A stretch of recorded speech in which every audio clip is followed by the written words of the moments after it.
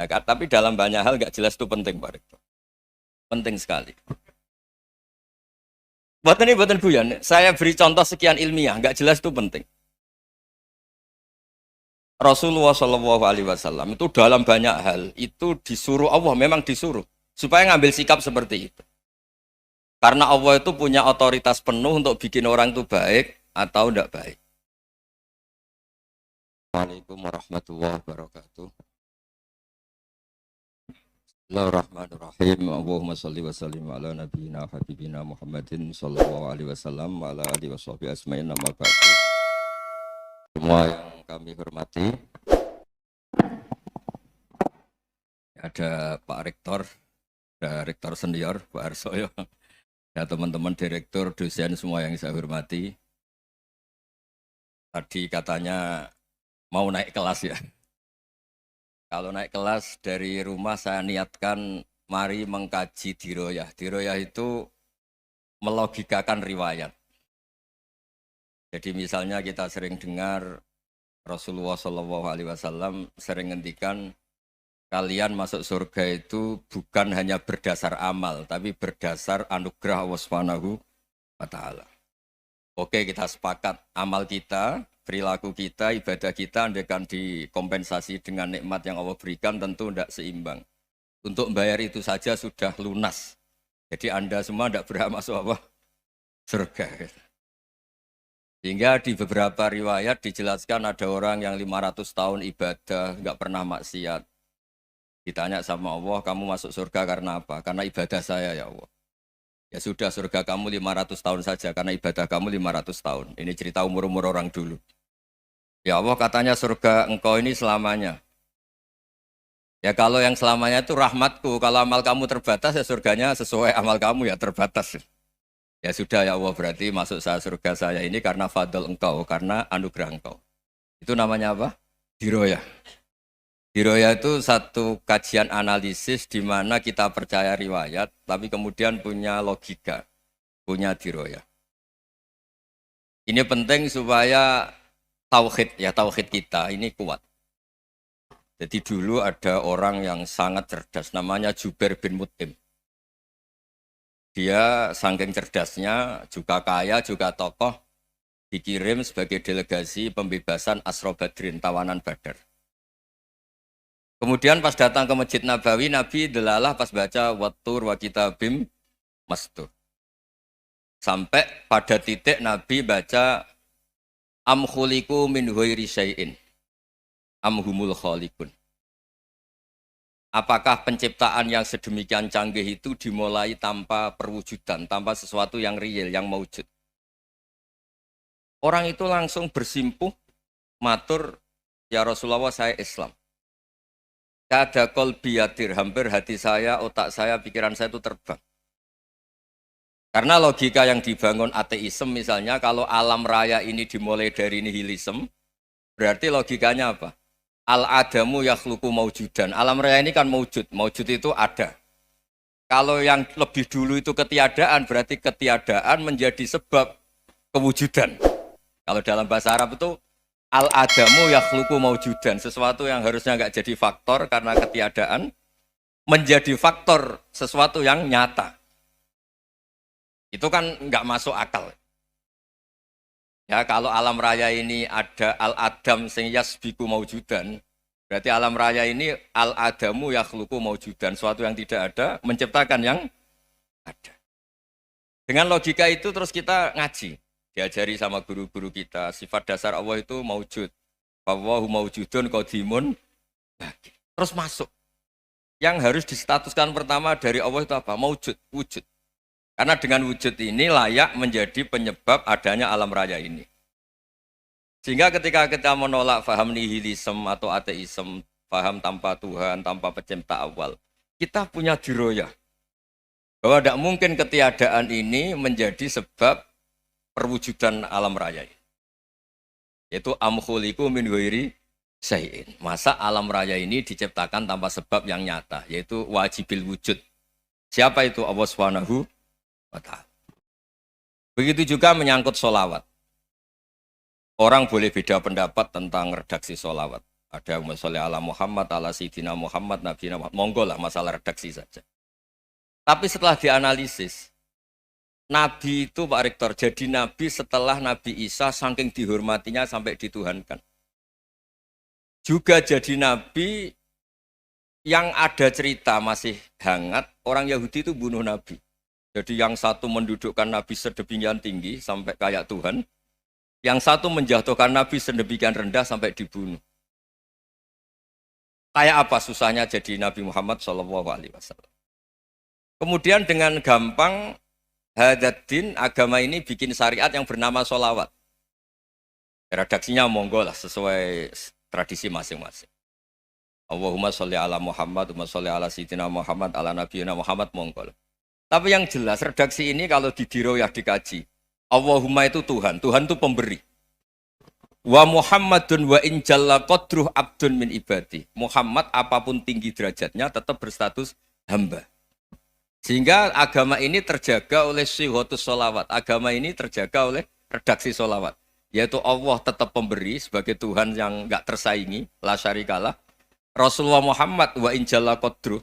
Apapun prestasinya bisa mi'raj, bisa apa saja, tetap seorang hamba yang butuh muhtajun ila rahmatih. Jika redaksi Allahumma sholli ala Muhammad ini mengukuhkan yang Tuhan tetap Tuhan, hamba pilihan tetap hamba pilihan. Tentu dengan redaksi ini kemudian kita mendudukkan Nabi benar-benar posisi terhormat.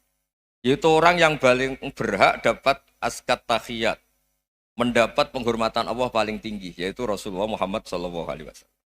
Dan itu diulang-ulang oleh Allah. Subhanalladzi asra bi abdi. Status hamba ini diulang. Lagi-lagi ini bernama diroyah. Bernama apa? Contoh ketiga misalnya fihi ayatum bayyinatum maqamu Ibrahim. Dulu orang Yahudi itu ada diskusi masif. Syaratnya Nabi itu mbah-mbahnya harus Nabi, harus keturunan Nabi. Kemudian semua Nabi rata-rata di Palestina, di Syam. Lalu Muhammadnya asal-usulnya dari mana? Tahu-tahu orang Arab kok Nabi, padahal orang Arab itu dulu jahiliyah. Walhasil terus diceritakan, bukti Muhammad ini turunan Ibrahim adalah ada jejak kaki Nabi Ibrahim di dekat apa? Ka'bah. Fihi ayatum bayyinatum maqamu Ibrahim. Kalau Nabi Ibrahim pernah di Mekah, artinya beliau pernah meninggalkan turunan yang di Mekah. Itu bernama Nabiuna Muhammadun sallallahu alaihi wasallam. Itu disebut fihi ayatum bayyinatum maqamu Ibrahim. Nah, itu namanya diroyah. Diroyah itu satu perilaku keseharian kita beragama, kemudian tahu logikanya. Yang keempat misalnya, mangkana yu'minu billahi wal yaumil akhir falyukrim apa? Jaro. Orang yang iman karena Allah dan Rasul, maka memuliakan tetangganya. Andaikan pakai hukum sosial, tentu kalau tetangga kita baik, kita baik. Kalau kurang baik, kok kurang penggawean kan gitu. Tapi dulu itu pernah ada seorang ulama itu dibully ya, dikerjain sama anak muda tetangganya. Pak Kiai datang ke rumah saya, orang ini datang. Kemudian setelah di rumahnya, saya tidak jadi butuh sama Pak Kiai, silahkan pulang. Itu Kiainya senyum menikmati. Dan itu terulang 3 kali. Dibully seperti itu, dikerjain terulang 3 kali. Lalu tetap Kiainya tuh asik, seneng sekali. Lama-lama muda ini tanya, kenapa engkau tidak tersinggung? Padahal saya kerjain sampai 3 kali. Tak undang, terus tak suruh pulang, tak undang, tak suruh pulang. Kata Kiai tadi, yang memerintahkan baik sama tetangga itu Allah. Jadi saya nikmati ketika bisa baik sama Anda. Tidak ada urusannya dengan perilaku Anda yang menolak saya. Nah itu terus kita tahu, memang motifnya kita baik sama tetangga karena iman sama Allah dan Rasul, bukan hukum kompensasi sosial. Jadi kalau mau diteruskan Pak Rektor, saya ngajar di sini ya karena perintah Allah itu orang alim harus ngajar, bukan karena perintah Rektor. Kalau diteruskan. Ya saya mohon juga gitu, para dosen, para karyawan di sini, kalau nggak khianat dengan UI itu karena takut sama Allah, jangan takut sama Rektor. Kalau Anda baik juga karena Allah, jangan baik karena apa? Rektor. Bagaimanapun ya semua kita ini makhluk. Makhluk itu la yadurru wa la yanfa.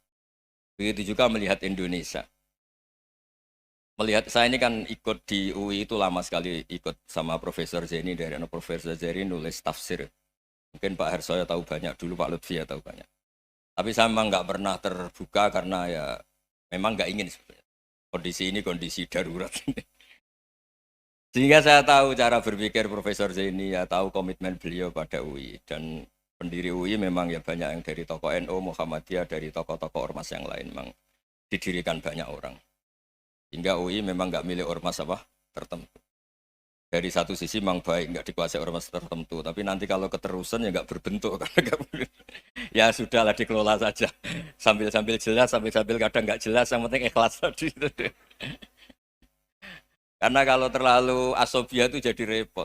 Kita ini yang nekuni fikih itu tahu. Kalau tidak kuno itu madhabnya Hanafi. Kuno itu madhabnya Syafi'i. Tahu-tahu seakan-akan Imam Syafi'i itu NU, Imam Abu Hanifah itu Muhammadiyah. Padahal ini orang-orang yang sebelum NU dan apa? Muhammadiyah. Jadi kalau kita yang nekuni ilmu itu biasa saja dengan perbedaan. Tapi kalau orang-orang yang nggak siap dengan perbedaan itu sampai Allah disifati Ta'ala itu tidak terima. Padahal Ta'ala itu maknanya Maha Luhur, yang Maha Agung. Jadi ada seorang kiai kebetulan pidato pertama Pak Rektor. Assalamualaikum warahmatullahi ta'ala wabarakatuh. Ilmu balik kedua ini nggak terima karena itu dianggap bid'ah ada Ta'ala. Hanya dia bilang Assalamualaikum warahmatullahi ta'ala wabarakatuh. Itu saking asobiahnya itu Allah ditambahi Ta'ala itu tidak terima. Padahal Ta'ala itu maknanya Maha Agung. Nah itu kan jadi repot kalau asobiah gitu. Kalau kita ngadepi perbedaan itu biasa saja. Karena kita mungkin bacanya banyak, lihat hal-hal seperti itu ya biasa saja. Karena dulu itu perbedaan itu urusan sudut pandang. Ya saya ulang lagi, perbedaan itu sudut. Allah yang Tuhan saja sering didebat sama nabi-nabinya. Karena urusan sudut pandang apa? Saya beri contoh ya. Suatu saat Khalilur Rahman Ibrahim itu saatnya meninggal sama Allah, Israel disuruh. Israel itu Ibrahim saatnya meninggal, ambil nyawanya. Setelah datang ke Ibrahim, ya Khalilur Rahman Ibrahim, saya disuruh nyabut nyawa Anda. Itu Israel dipaksa mikir sama Ibrahim. Hal ra'aita khalilan yumitu khalilah. Kamu tahu orang yang mencintai kemudian bunuh yang dicintai. Itu logika agak benar. Akhirnya Israel kan nggak biasa debat, kan nggak dilatih debat, nggak pernah ikut lomba UI debat ilmiah. Dia taunya nyambut nyawa aja. Kembali ke Allah. Ya Allah, kata Ibrahim, hal ra'aita khalilan yumitu khalilah. Masa kekasih bunuh yang dicintai ya. Tapi kata Allah santai. Bilang ke Ibrahim, hal ra'aita habiban yakrahu ayyalqa habibah.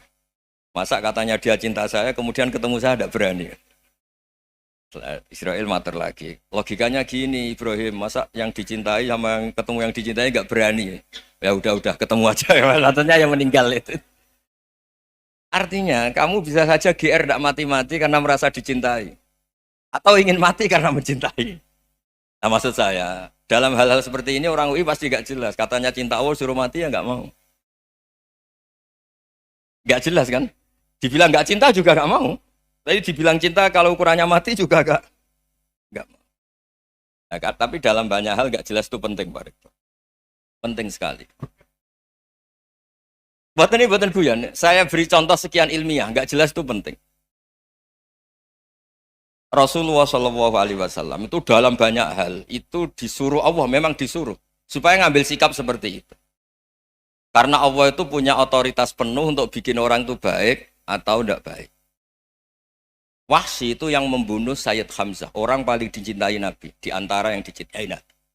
Qatalahu Wahsyun, dibunuh oleh Wahsy. Nabi secara basarnya itu nggak suka sama Wahsy. Sampai cara lahir ya ingin corong Jawa ingin masuk nol.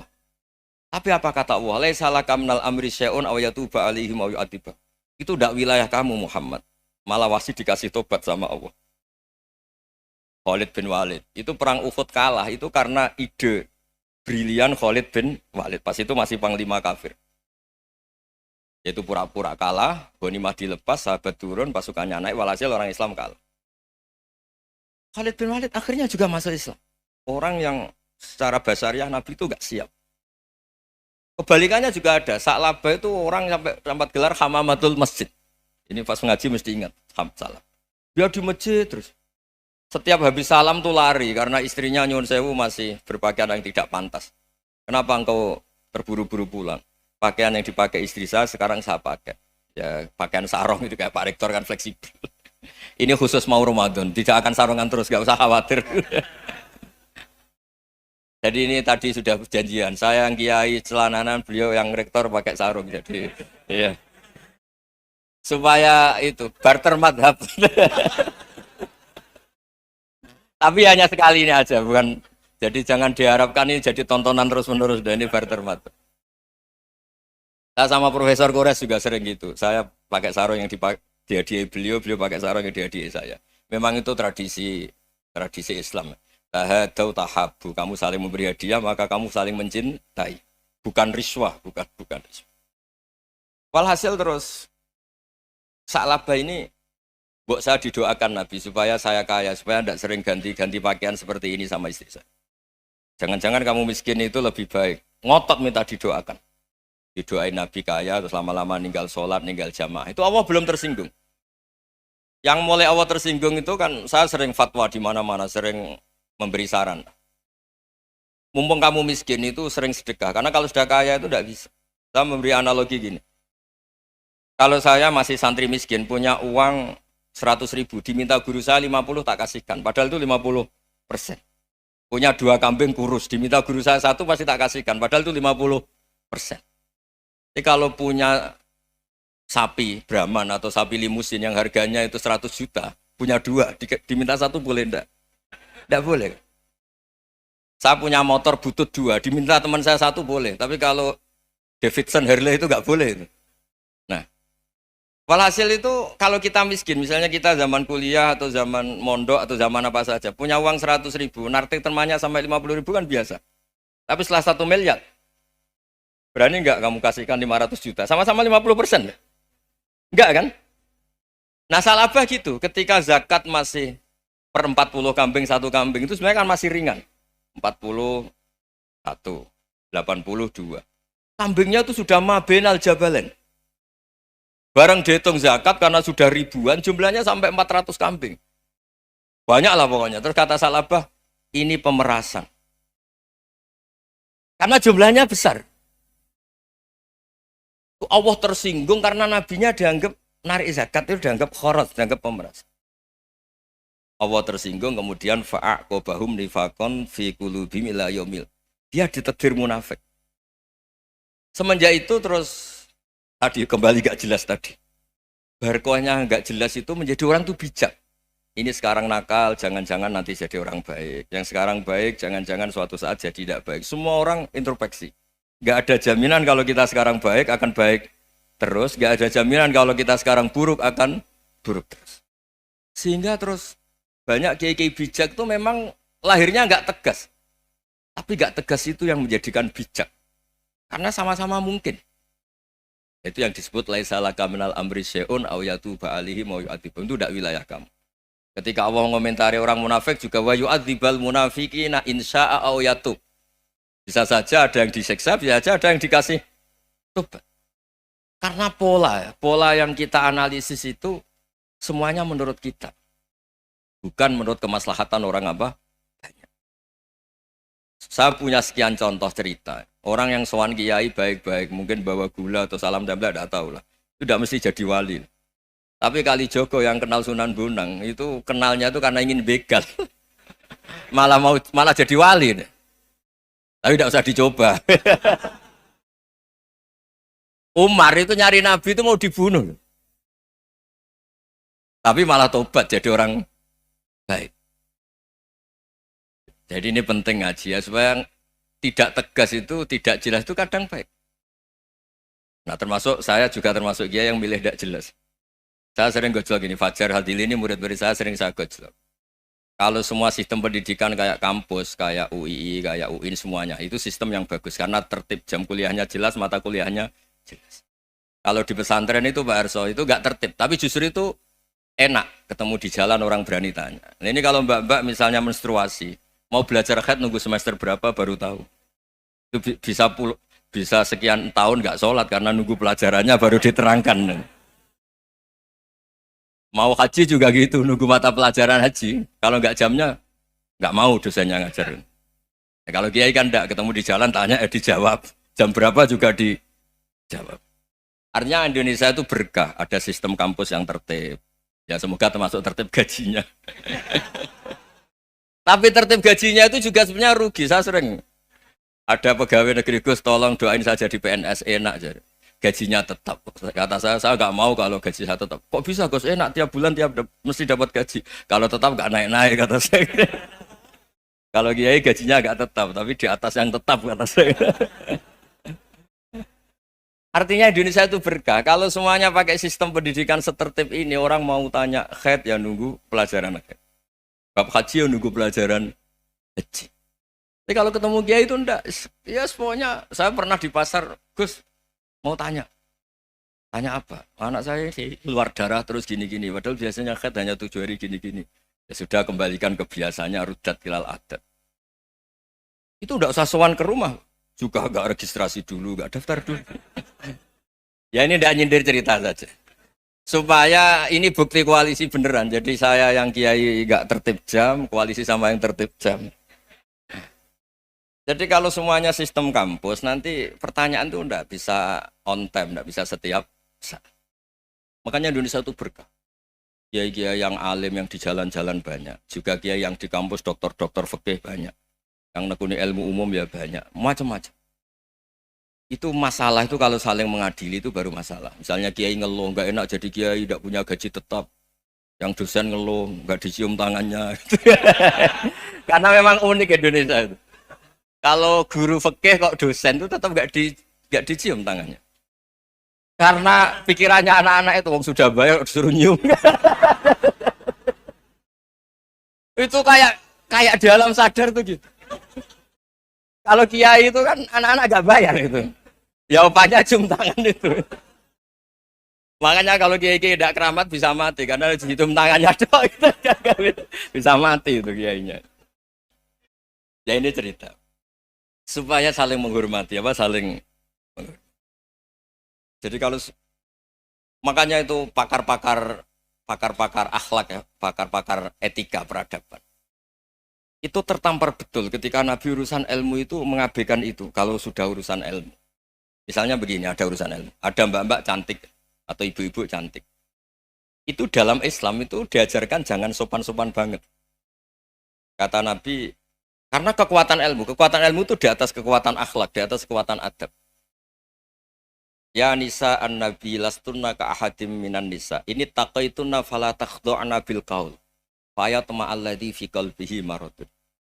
Misalnya ada mbak-mbak cantik, menarik, kemudian sopan misalnya sama Pak Fajarin sama dosen-dosen. Monggo binara. Wah itu bahaya pikirannya kemana-mana itu. Orang yang imannya pas-pasan, berarti mau. Maksud saya kalau cantik, menarik, ketemu di jalan, biarin aja dosennya. Mau kemana, biarin aja. Gak usah dihormatin. Kalau dihormatin, Pak mau kemana, sadarian bisa bahaya. Nah, biarin aja. Kalau tanya, Dek ini alamatnya mana? Cari sendiri Pak. Karena hanya dengan cara itu, si Pak dosen ini gak kepikiran. Gak ada orang suka, orang kedus itu gak akan. Tinggal sudah cantik, sopan. Wah bisa pikirannya macam-macam. Itu ilmu. Fala takhdu'na bil qaul. Kamu jangan terlalu lirih kalau ngomong. Fayat ma'alladzi fi qalbi maradun. Orang yang pikirannya masih kotor pasti berpikir yang negatif. Anda mungkin demi sopan sama dosen Anda. Tapi sejauh mana dosen Anda juga berpikir positif. Itu kan uji iman sama uji nyali. Nah, sama pejabat yang sopan sama kiai mungkin punya Alphard, punya Robicon, punya terus bawa uang banyak. Terus sama kiai cium tangan hormat. Jangan-jangan kiainya yang pikirannya macam-macam. Ini berarti bisa jadi muhibbin potensial misalnya. Nah, saya ini termasuk kiai yang pengagum ilmu. Sehingga saya sama orang yang medit, yang kikir sama saya itu saya senangnya bukan main. Kenapa? Karena kalau orang medit itu gak berhak nuntut. Tapi kalau orang lomo 1 juta minta surga, 2 juta ya minta apa? Surga. Gus, salam template. 200.000 aja kadang minta surga.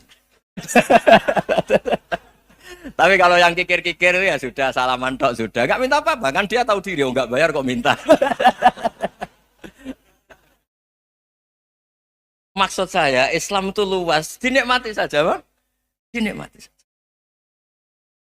Nah itu diroya, maksudnya itu diroya. Diroya itu, kamu tahu aturan Islam itu kamu harus yakin khairihi wa syarrihi minallah. Semua itu ujian, tapi kemudian dikaji.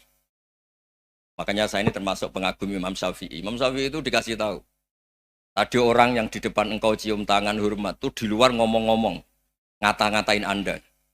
Imam Syafi'i tertawa-tawa sewenang. Loh, Anda ini dikata-katain di luar kok. Kok tidak kamu anggap munafik malah tertawa. Berarti saya wibawa, di depan saya nggak berani. Dianggap enteng saja. Dibilangin, sebagian orang kampung sini nggak suka sama engkau. Baguslah, tidak akan pinjam uang sama saya.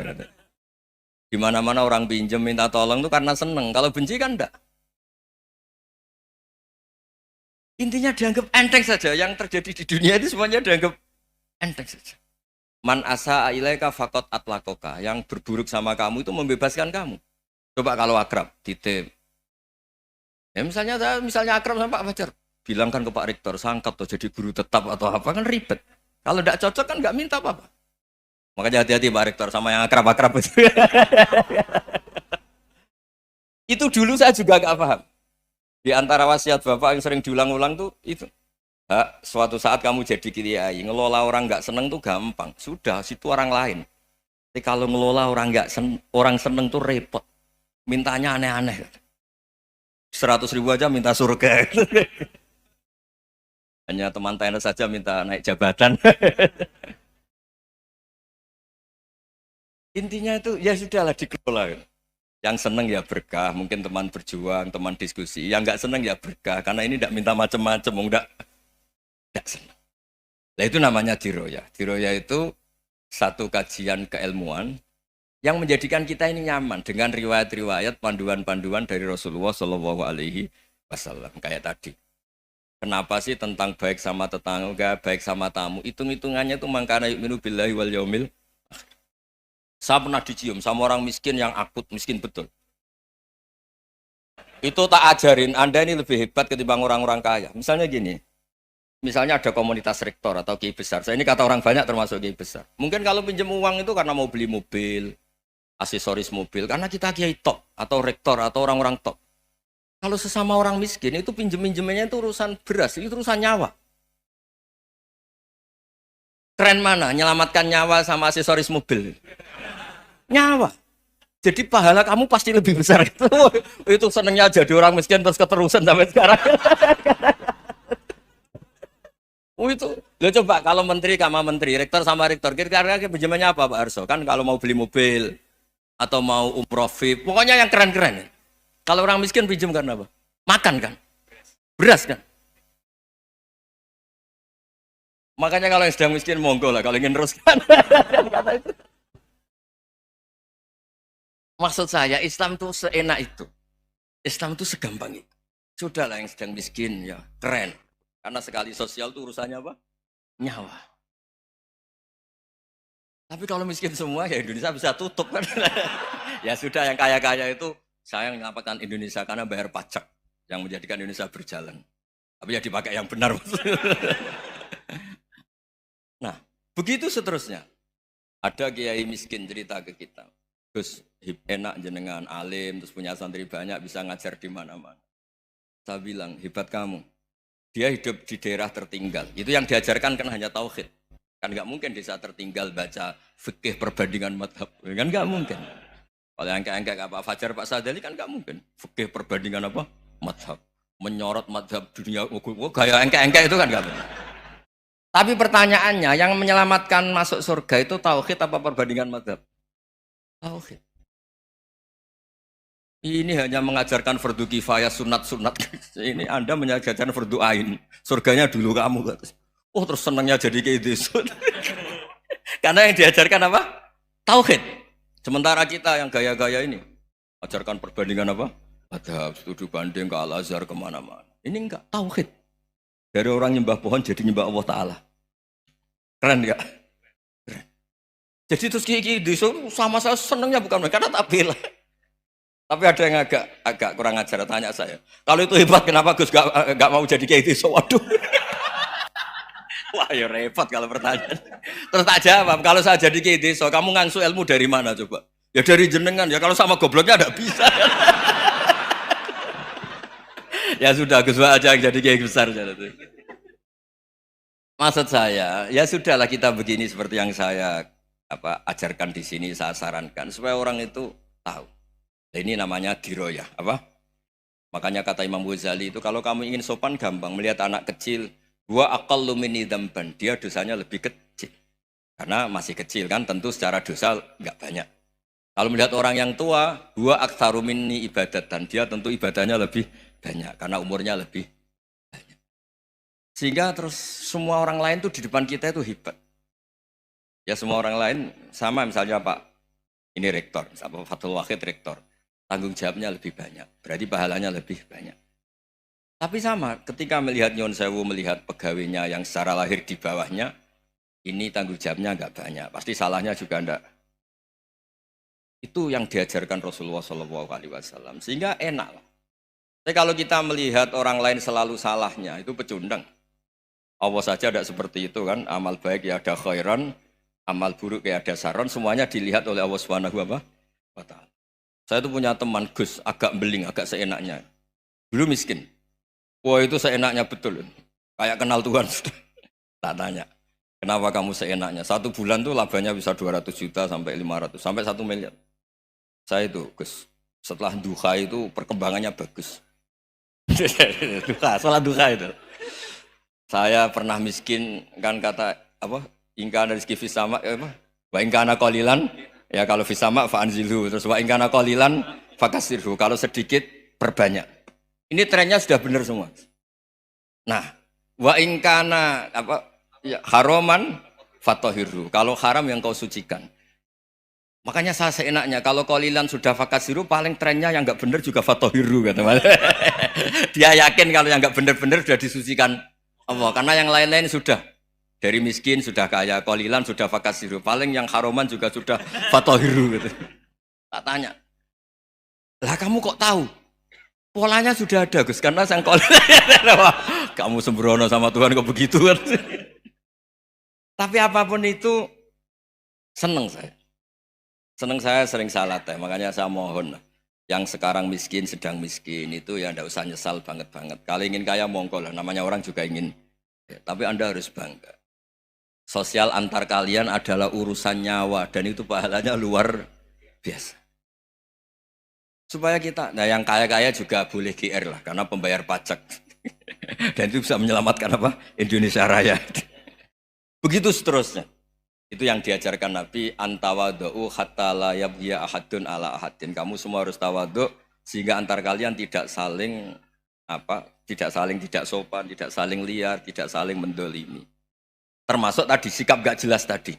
Orang dolim yang sekarang dolim bisa saja tobat, yang sekarang soleh bisa saja nanti. Semuanya tuh mungkin.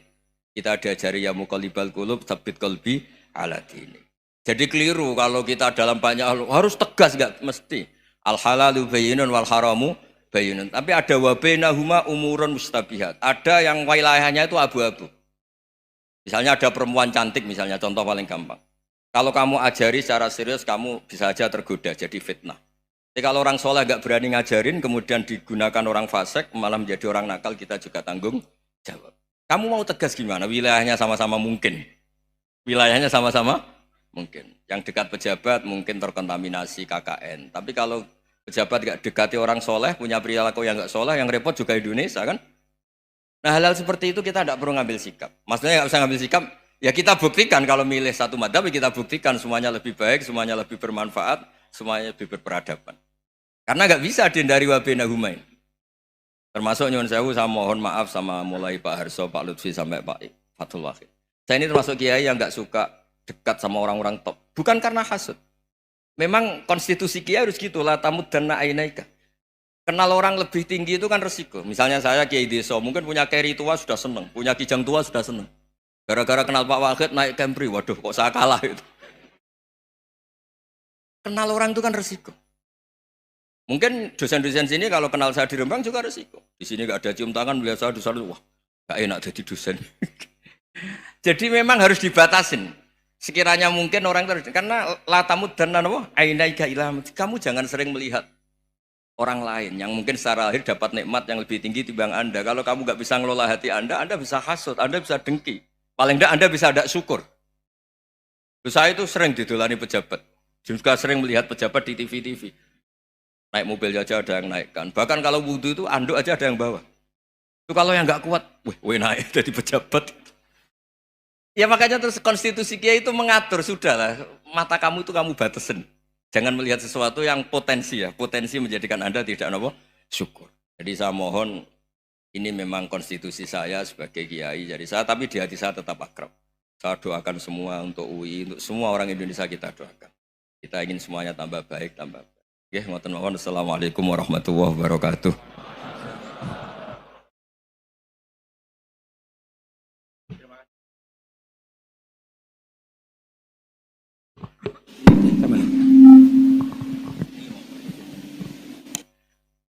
Terima kasih Gus Bah untuk pencerahan yang luar biasa. Kita masih punya waktu 28 menit. Kalau Gus Bah berkenan, apakah ada yang ingin bertanya? Singkat, padat, sebutkan nama. Sana dulu ya. Ya. 3 ya? 3 aja ya. 1, sini 2. Satu lagi dari Ahwat, ya Ibu ya, ya. Silakan, satu dari sana ya. Ya, maju aja, maju. Mikrofonnya ini.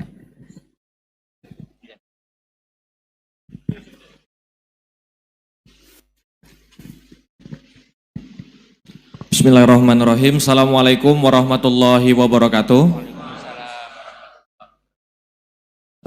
Perkenalkan Gus Baha, nama saya Boyi, mungkin agak beda dengan pada umumnya.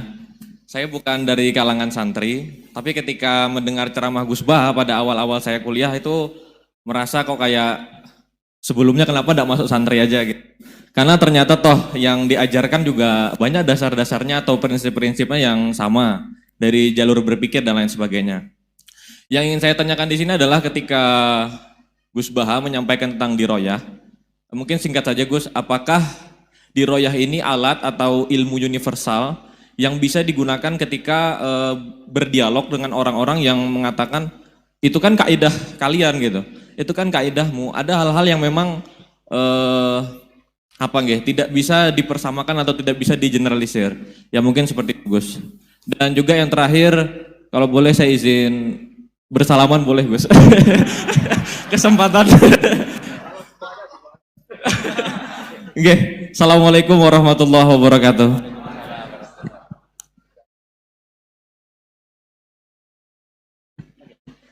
Baik, kita kumpulkan dulu satu lagi, ya.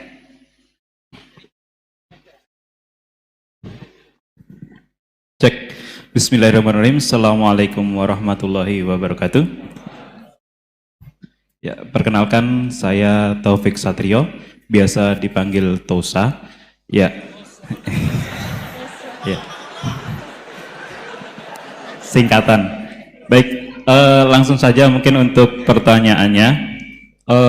Di yaumil akhir nanti kan ada yang namanya yaumil mizan. Itu pertimbangan gitu kan. Nah, itu bagaimana kalau timbangannya itu sama, artinya seimbang. Apakah itu nanti akan berada di tengah-tengah antara surga dan neraka atau seperti apa? Kemudian yang kedua, itu terkait dengan perbuatan buruk ke orang lain. Ketika kita berbuat buruk ke orang lain itu kan kita istilahnya zalim kepada orang lain. Tapi di lain sisi, itu secara zahir kan seperti itu. Tapi di lain sisi, di akhirat itu kan kalau secara pahala, kita itu membantu orang lain mendapatkan pahala.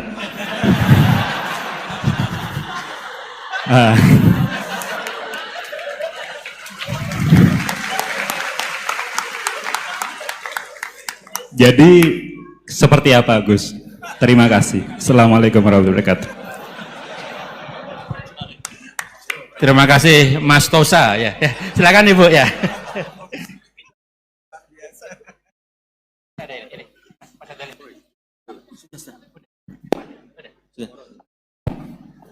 Assalamualaikum warahmatullahi wabarakatuh. Perkenalkan saya Nazula Hasanah. Mau bertanya, apakah perbedaan NU sama Muhammadiyah?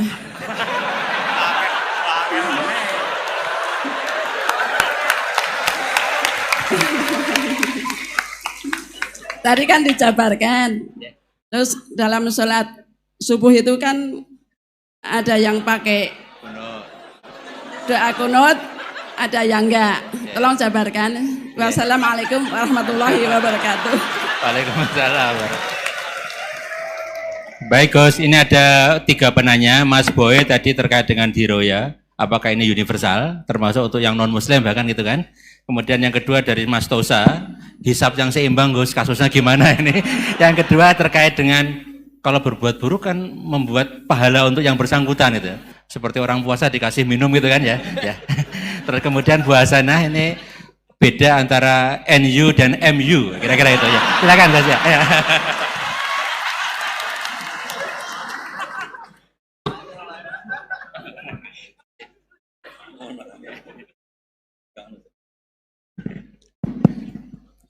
Bismillahirrahmanirrahim. Sebelum saya jawab, saya senang kalian semua senang dengan sesuatu yang taat itu.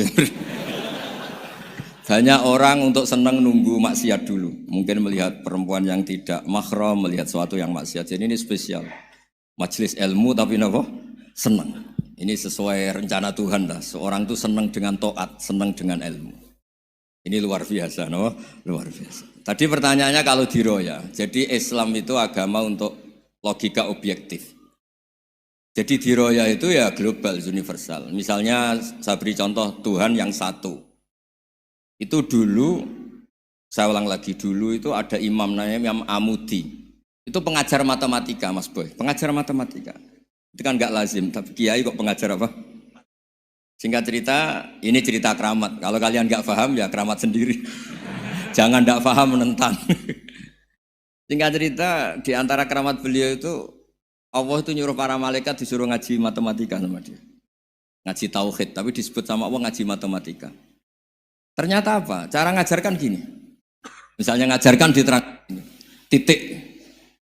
Angka 2, 3, sampai 1 miliar, 1 triliun. Nisbatus naini ilama la nihayatalah. Itu nisbatul fard asli. Angka itu entah 2, entah 3, entah 1 miliar, semuanya dibanding angka 1 itu namanya cabang. Tetap yang al-aslu itu angka 1. Itu otak siapapun, itu akan ikrar dengan logika tadi. Bukan kita muslim. Semuanya akan tahu angka berapapun jumlahnya, tetap asal-usulnya angka 1. Terus dia gambar, ya gambar apa saja, gambar masjid, apa gambar sapi atau gambar apa saja, dimulai 1 titik. Gambar ruwet maupun gak ruwet tetap saja dimulai 1 titik. Nuktotul wujud. Jika kalau zaman saya ngaji, Pak Rektor ngaji dulu diterangkan semua makna Quran ada di Fatihah, Fatihah ada di Bismillah ya, Bismillah itu ada di titiknya, titiknya bak.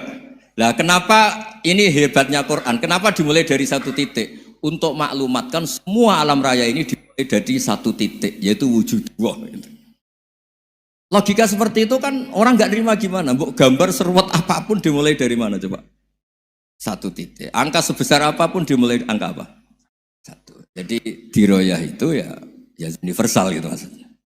Ya gitu Mas Boy ya.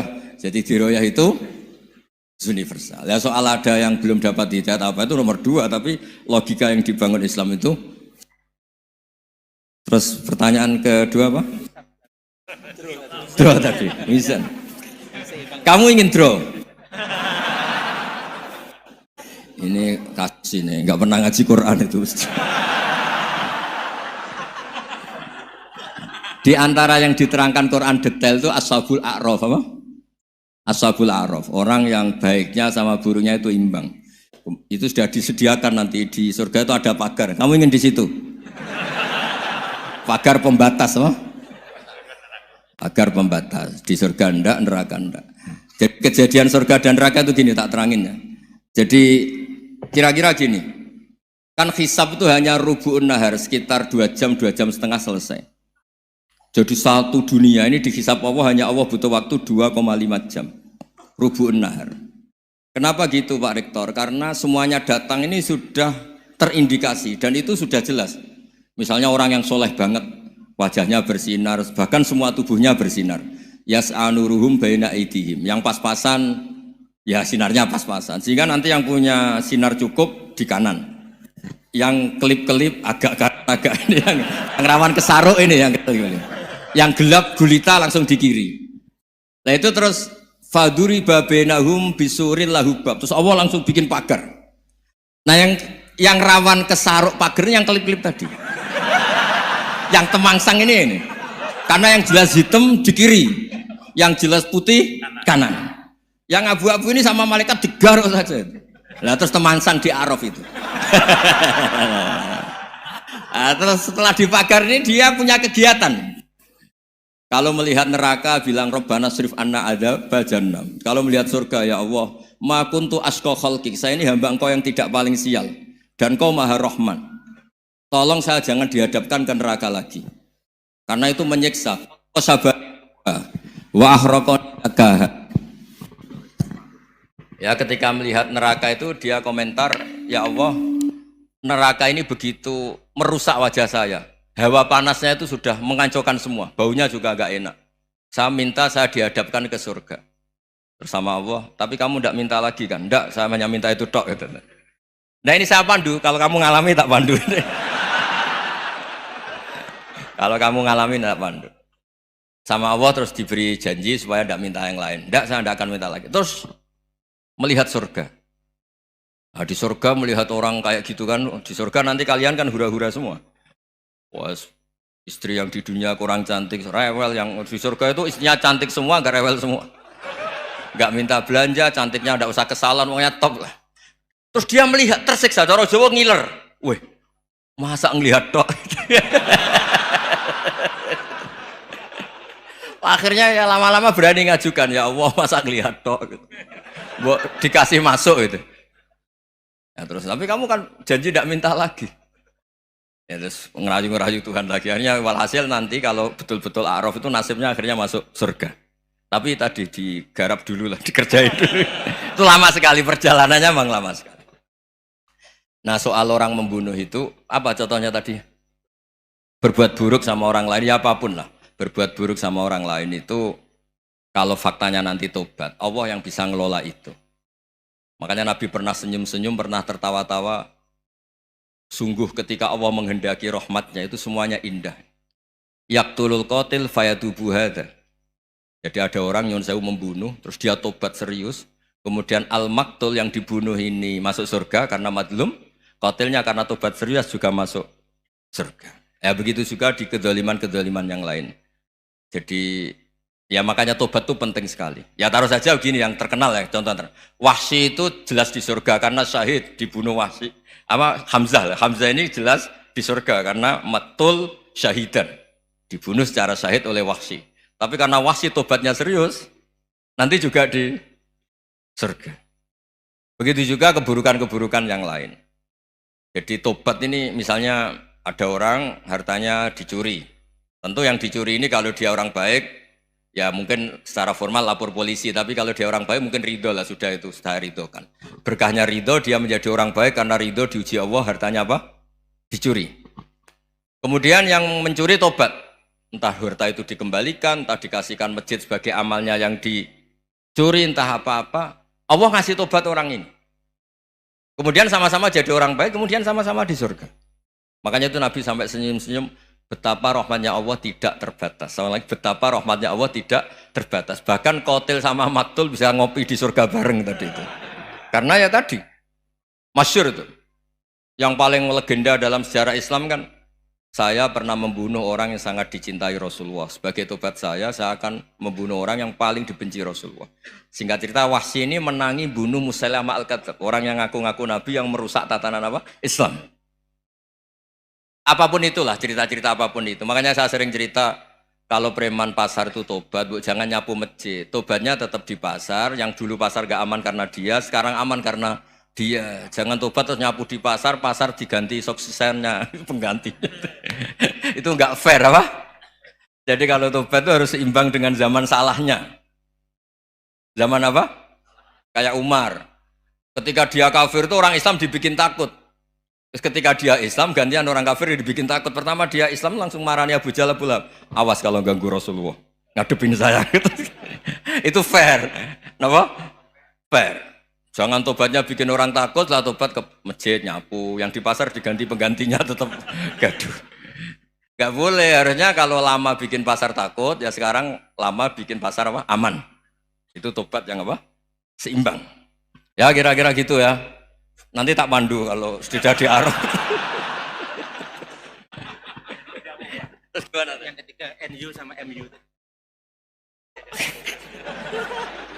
Satu itu beda seragamnya dan logonya.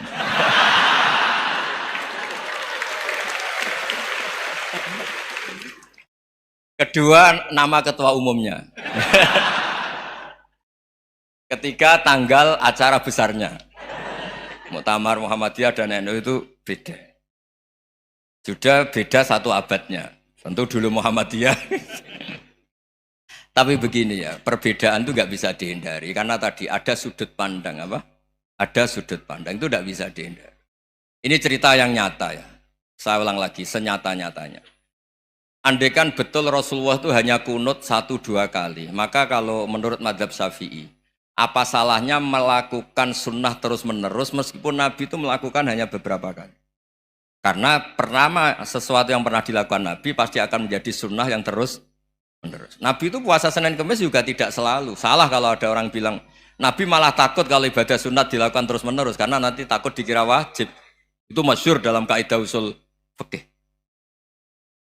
Tapi yang tidak kunut juga tidak salah, karena ya tadi Nabi ya pernah kunut, Nabi juga pernah tidak kunut, karena Nabinya orang banyak.